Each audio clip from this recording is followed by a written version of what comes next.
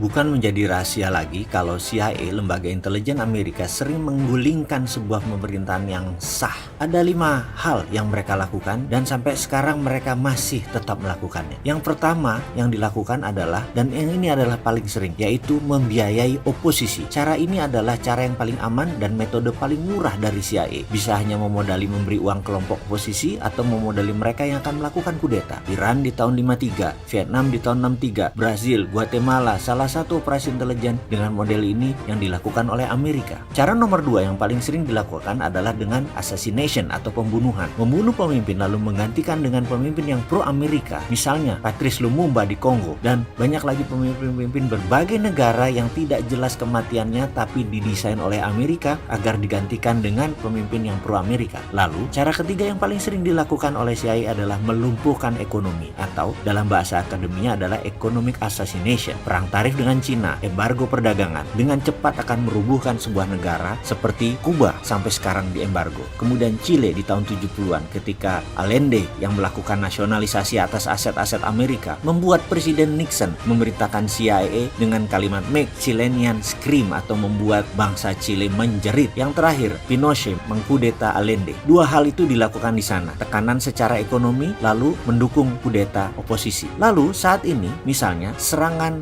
mata uang lira di Turki yang menjatuhkan 40% nilai Turki dalam setahun terakhir dan membuat banyak investasi keluar dari Turki. Kemudian juga Venezuela diserang dengan economic hitman sehingga inflasinya lebih dari 1000%. Indonesia di tahun 1997 adalah bagian dari economic assassination untuk merubuhkan rezim Soeharto. Kemudian saat ini yang paling sering dipakai adalah nomor 4, yaitu pengambil alihan kendali atas media. CIA akan membeli koran, membeli TV, membeli radio untuk merubah opini publik dan melakukan kampanye anti penguasa yang anti Amerika. Di Italia, CIA pernah membeli koran Rome Daily American agar Italia tidak jatuh ke tangan komunis. Namun sekarang petinggi CIA pernah berkata lebih gampang membeli wartawan dan redakturnya daripada membeli koran atau media. Karena itu, banyak sekali sekarang foreign jurnalis yang dibayar oleh CIA, dan di media warfare ini kuncinya adalah kendali informasi, di mana sekarang meluas ke internet dan medsos dengan analitik strateginya. Terakhir adalah membangun kepanikan atau menciptakan chaos, menciptakan ketegangan sosial. Seringnya ada demo atau street protest, itu adalah bagian menciptakan kekacauan atau chaos. Turun ke jalan berdemo adalah CIA style sekali. Coba lihat, coba ingat-ingat